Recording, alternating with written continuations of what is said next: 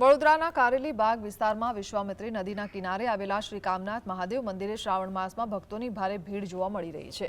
ભક્તો દૂધાભિષેક અને પૂજા અર્ચના કરી મનોકામના પૂર્ણ કરવાની પ્રાર્થના કરી રહ્યા છે। સ્થાનિક માન્યતા મુજબ અહીંનું શિવલિંગ સ્વયંભૂ છે અને જમીનના સ્તરથી નીચે પ્રગટ થયું છે। કામનાથ મહાદેવને વડોદરાના રક્ષક દેવ તરીકે પણ પૂજવામાં આવે છે। લગ્ન જીવન, કૌટુંબિક ક્લેશ સહિતની સમસ્યાઓના નિવારણ માટે ભક્તો શ્રદ્ધાપૂર્વક મહાદેવના દર્શન કરી આશીર્વાદ મેળવી રહ્યા છે। कामनाथ महादेव ए वडोदराना रक्षक देव छे। कामनाथ महादेव नाम परथी ज खबर पड़े छे आपणने के मनोकामना पूर्ण करनार भगवान देव।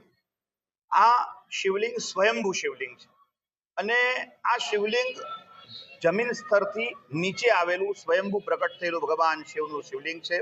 नदी किनारो विश्वामित्रीनो छे एवी प्रचलित मान्यता छे के विश्वामित्रनु जे तप भंग थयो ए आ स्थान छे अने જ્યારે આ સ્થાનમાં તપ ભંગ થયું, કામની ઉત્પત્તિ થઈ એટલે એમનું નામ કામનાથ પડ્યું એવી પ્રચલિત માન્યતાઓ છે।